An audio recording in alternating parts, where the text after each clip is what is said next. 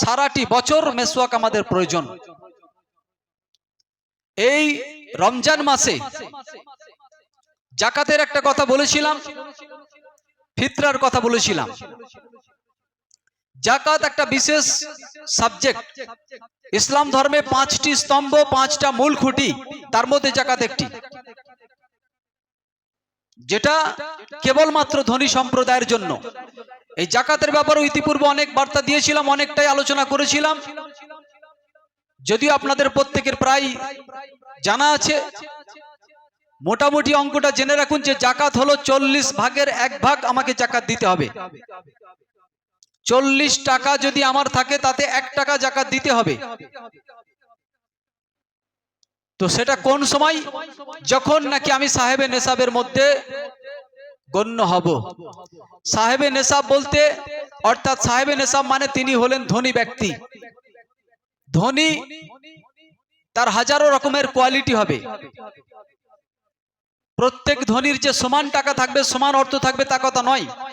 তাহলে ন্যূনতম কতটা ধনী হলে তার জন্য জাকাত দেওয়া ওয়াজিব, সেটা হলো দুটো কথা উল্লেখ করা হয়েছে। একটা হলো সোনা আর একটা হলো রূপো। সোনা আর রূপা আল্লাহর নবী যখন বলেছিলেন তখন সোনা এবং রূপো, এই রূপাটা ছিল 52.5 ভরি তৎকালীন সময়ে। 52.5 ভরি রূপা, 7 ভরি সোনা। 7 ভরি সোনার যে দাম ছিল, 52.5 ভরি রূপোর দাম তাই ছিল। আল্লাহর নবী যখন বলেছিলেন যার বাড়িতে 52.5 ভরি রূপোর যা দাম হবে বর্তমান বাজার মূল্যে, সেই পরিমাণ যদি তার রূপো, সোনা এবং টাকা মিলিয়ে যদি অর্থ হয়ে যায়, তিনি একজন ন্যূনতম সাহেবে নেশাব সম্পন্ন ব্যক্তি। অতএব আল্লাহর নবী যখন বলেছিলেন 52.5 ভরি রূপোর যে অর্থটা, বর্তমান বাজারে 52.5 ভরি রূপোর দাম হয়তো 35 থেকে 40 হাজার টাকা। তাহলে সোনার ব্যাপারটা আল্লাহ নবী কেন বললেন 7 ভরি সোনা? কিছু ডিজিটাল মুসলমান আছে, কিছু ডিজিটাল মুসলমান আছে যারা এই কথাটাকে, আল্লাহ নবীর এই কথাটাকে অ্যাকসেপ্ট করে যে 7 ভরি সোনার কথা বলেছে, আমি 6.5 ভরি পর্যন্ত সোনা করে রেখেছি, অতএব আমার উপরে জাকাত ওয়াজিব হয়নি। কথা বুঝে এলো? যে 7.5 ভরি, 7 ভরি সোনা, সেখানে আমি 6.5 ভরি করে রেখেছি, অতএব আমার উপরে জাকাত দেওয়া ওয়াজিব হয়নি। এরকমও কিছু মুসলমান থাকে। সেই জন্য ভালো করে মশলাগুলো বুঝে নেন। আবারও কথাটা উল্লেখ করছি, আল্লাহর নবী যখন বলেছিলেন আপনার বাড়িতে হয় 7 ভরি সোনার পরিমাণের দাম যদি হয়ে যায় সোনার উপর টাকা মিলিয়ে, অথবা 52.5 ভরি রূপোর অর্থ যদি হয়ে যায়, যতটা বাজার মূল্যে দাম চাই সেটা সোনার উপর টাকা, ক্যাশ টাকা মিলিয়ে হয়ে যায়, তাহলেই সে ন্যূনতম সাহেবে নেশাব ব্যক্তি বলে গণ্য হবে। তাহলে আল্লাহ নবী 7 ভরি সোনার কথা যেটা বলেছিলেন, যেটা ছিল 52.5 ভরি রূপোর দামের সমতুল্য একই। কিন্তু বর্তমান সময় তো এটা তা নয়। এখন আপনার 52.5 ভরি রূপো বহু বাড়িতে পাওয়া যাবে না, কিন্তু 1 ভরি 2 ভরি সোনা ম্যাক্সিমাম বাড়িতে পাওয়া যাবে। আল্লাহ নবী যখন বলেছে 52.5 ভরি রূপোর যে দামটা হবে বাজার মূল্যে, এতটা পরিমাণ যদি কারোর বাড়িতে সোনা, রূপো আর টাকা মিলিয়ে অর্থ হয়ে যায়, তাহলেই তিনি সাহেবে নেশাব বলে গণ্য হবেন। তাহলে 1 ভরি যদি কারো সোনা থাকে, তার জন্য জাকাত দেওয়া জরুরি হয়ে গেছে।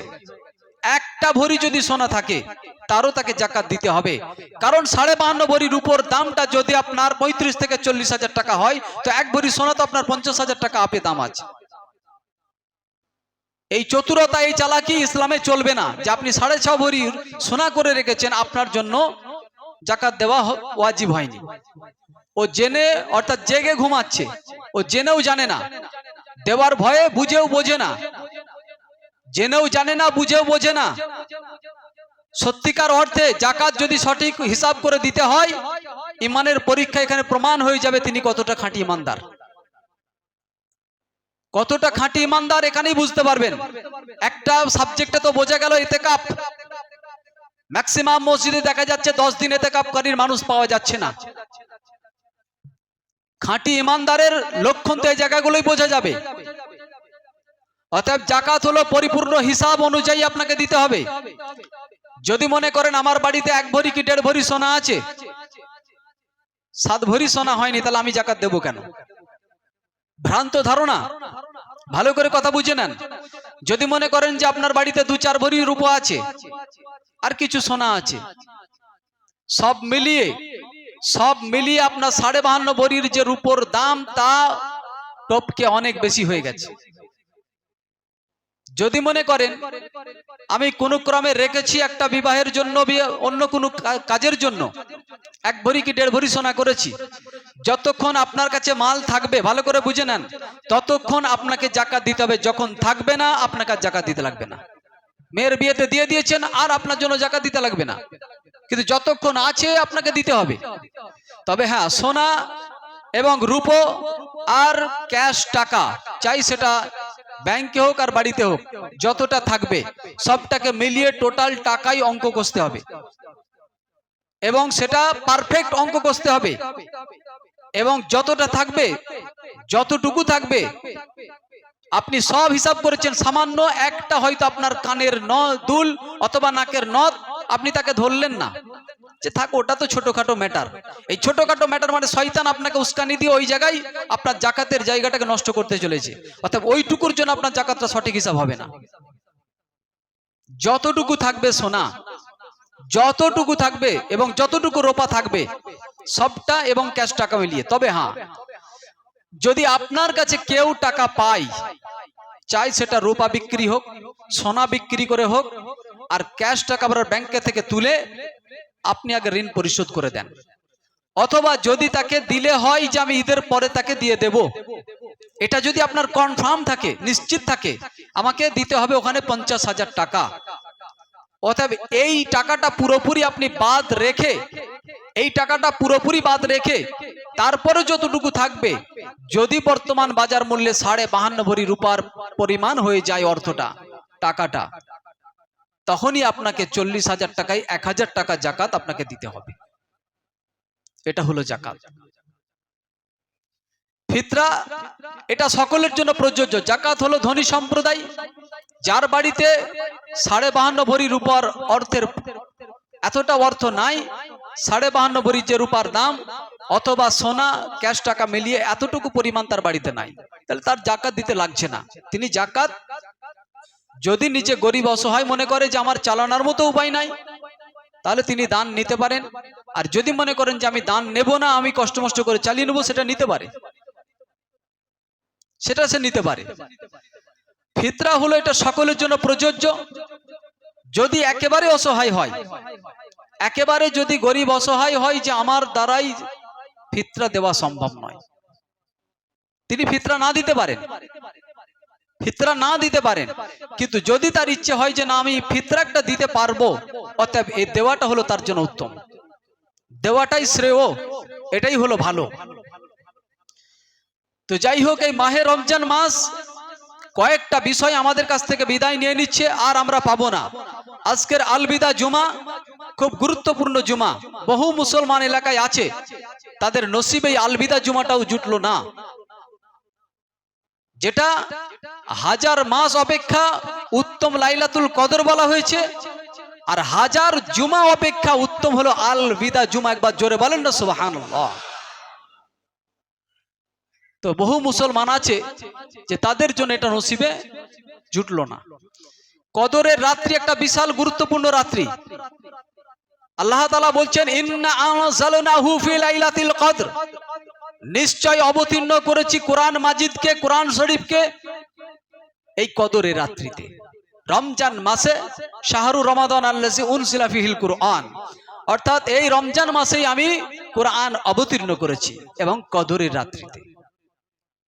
তাই এই কদরের রাতকে আমি এত উত্তম করেছি, এত অধিক মর্যাদা দিয়েছি, যেটাকে আল্লাহ বলছেন ইন্না আনজালনাহু ফি লাইলাতিল কদর, লাইলাতুল কদর ওমা আদরাকা মা লাইলাতুল কদর। নবী আপনি কি জানেন এই লাইলাতুল কদর সম্পর্কে? এই রাত সম্পর্কে আপনি কি জানেন? আল্লাহ নবী বলছেন আল্লাহু আলাম, আল্লাহ আপনিই তো ভালো জানেন। লাইলাতুল কদরি খায়রুম মিন আলফি শাহর, আল্লাহ বলছেন হে নবী, এটাকে আমি 1000 মাস ধরে নফল ইবাদত করলে জানা উত্তম, তার থেকে অধিক উত্তম করেছি লাইলাতুল কদরের রাত্রি। জোরে বলেন সুবহানাল্লাহ। আর এই রাত্রিতে আমি ফারিস্তাদেরকে, রূহদেরকে পাঠিয়ে দিই আমার অনুমতিতে তারা নিজ নিজ কাজে তারা অবতরণ করেন। প্রত্যেক ফারিস্তারা এসে দেখেন কোন বান্দা কোথায় কি কাজে লিপ্তযুক্ত আছে। যেটা বলা হয়েছে শবে বরাতের 1000 রাতও একটা লাইলাতুল কদরের রাতের সমতুল্য হবে না। অতএব আমরা লাইলাতুল বরাতের কদর বুঝলাম, কিন্তু লাইলাতুল কদরের আমরা বুঝলাম না। লাইলাতুল বরাত শবে বরাতের রাতের কদর বুঝলাম, সারা রাত জাগতে পারলাম, কিন্তু লাইলাতুল কদরের এটা কদর আমরা বুঝতে পারলাম না, এটার গুরুত্ব বুঝতে পারলাম না। তাই লাইলাতুল কদর অবশ্যই এটা 27-এর রাতটাই কনফার্ম নয়, বিজোড় রাত্রি। আমরা কিন্তু সেই ইমানের পরিচয় দিতে পারি না, করতে পারি না। তো যাই হোক, সংক্ষেপ আর আগে বাড়ছি না, অনেকগুলোই কথা ছিল। আল্লাহ পাক আমাদেরকে আজকের জুমার নামাজ আদা করালেন।